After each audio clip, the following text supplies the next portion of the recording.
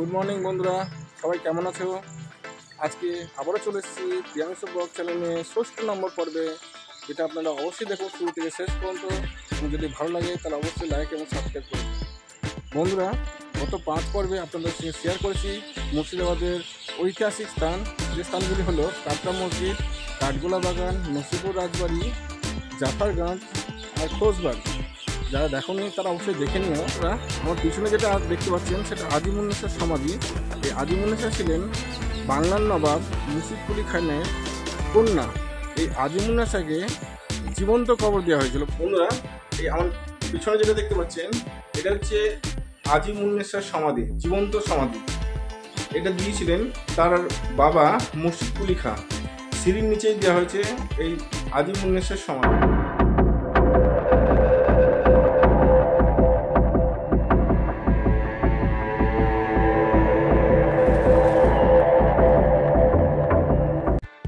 বন্ধুরা, হাজারদুয়ারি প্রাসাদ থেকে 2 মাইল উত্তরে রয়েছে আজিমুন্নেসার সমাধি। এই আজিমুন্নেসা হলো মুর্শিদ কুলি খানের কন্যা। কাটরা মসজিদের মতো এখানেও একটা মসজিদ ছিল। বেগম নিজেই মসজিদটি নির্মাণ করেন। সিঁড়ির নিচে রয়েছে বেগম আজিমুন্নেসার সমাধি।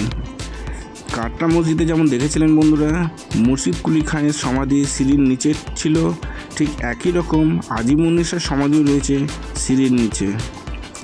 ভূমিকম্পে মসজিদটি সম্পূর্ণ ধ্বংস হয়ে যায়, শুধুমাত্র একটি ফাটক বাঁ দিকে থেকে গেছে।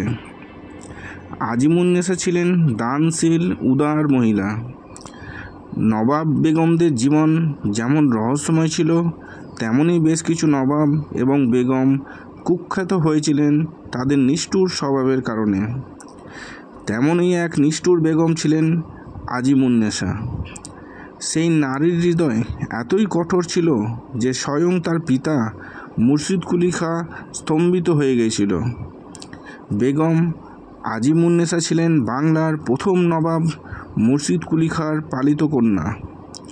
তার বেগম নৌসেরি বানু ছিলেন সন্তানহীনা।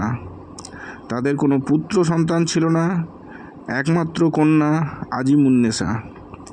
তিনি কন্যার বিয়ে দেন উড়িষ্যার নবাব সুজাউদ্দিনের সঙ্গে।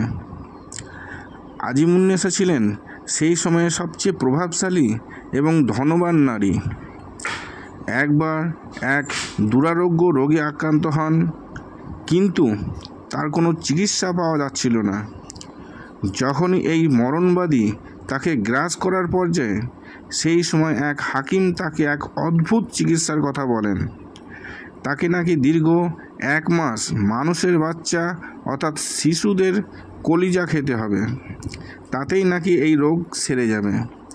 তবে তিনি এও সাবধানবাণী দেন যে এই কলিজা দীর্ঘ 1 মাস ধরে খেলে নেশার মতো হয়ে যাবে এবং তার পরিণতি খুব একটা ভালো হবে না।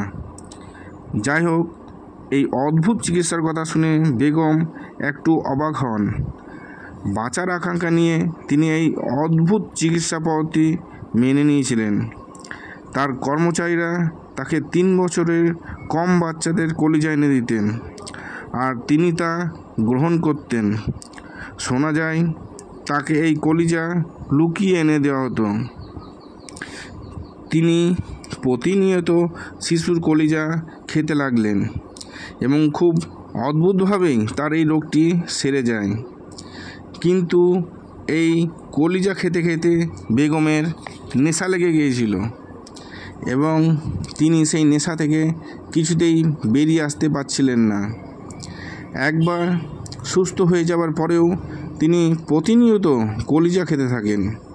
ফলে গ্রামে বাচ্চা চুরির ঘটনাটা বেশ ভালোভাবে ছড়িয়ে পড়ে। কাজটি খুব গোপনে করা হলেও আজিমুন্নেসার এই নিষ্ঠুর কাজের ব্যাপারে এক সময় তার পিতা নবাব মুর্শিদ কুলি খাঁ জেনে যায়। তিনি তার একমাত্র মেয়ের প্রতি এতটাই ক্ষুব্ধ হয়ে ওঠেন, তাই তাকে জীবন্ত কবর দেন। আজিমুন্নেসার ছেলে হলো সরফরাজ খান। 1730 সালে আজিমুন্নেসার মৃত্যু হয়। চলুন বন্ধুরা, আপনাকে নিয়ে যাচ্ছি সেই আজিমুন্নেসার জীবন্ত কবরে।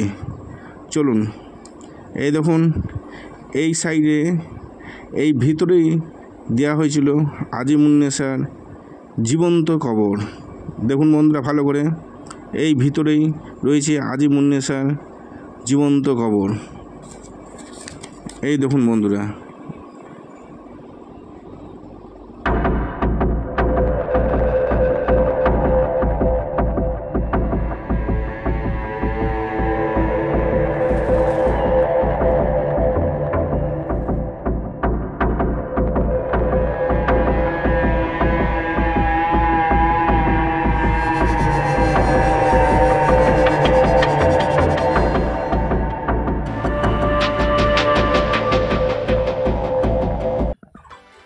বন্ধুরা এটা হচ্ছে সেই ঐতিহাসিক জাহানকোষা কামান। কাটরা মসজিদ থেকে 1.5 কিলোমিটার দক্ষিণে ছিল মুর্শিদকুলি খাঁর গোলা বারুদ রাখার স্থান। সেই কারণেই জায়গাটির নাম তোপখানা। তার শেষ নিদর্শন ইতিহাস বিখ্যাত এই জাহানকোষা কামান। জাহানকোষা মানে জগৎজয়ী। কামানটি দীর্ঘদিন গাছের গোড়ায় আটকে ছিল। বর্তমানে একটি বেদির উপর এটি বসানো রয়েছে। দৈর্ঘ্য হচ্ছে 18 ফুট আর পরিধি হচ্ছে 4 ফুট। কামানটির গায়ে রয়েছে 9টি পিতলের ফলকখণ্ড, যেখানে ফার্সি ভাষায় লেখা রয়েছে কামানটির জন্ম ইতিহাস।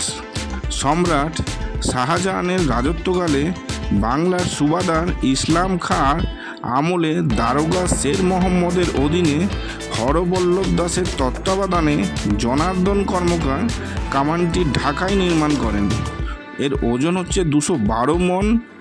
একবার দাগতে 28 সের বারুদ লাগত। কামানটি এখন পর্যটকদের কাছে খুব বিস্ময়ের।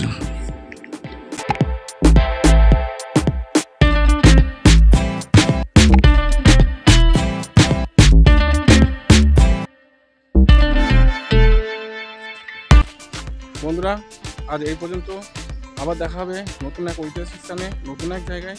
ততদিনের জন্য ভালো থাকবেন, সুস্থ থাকবেন। গুড বাই, নমস্কার।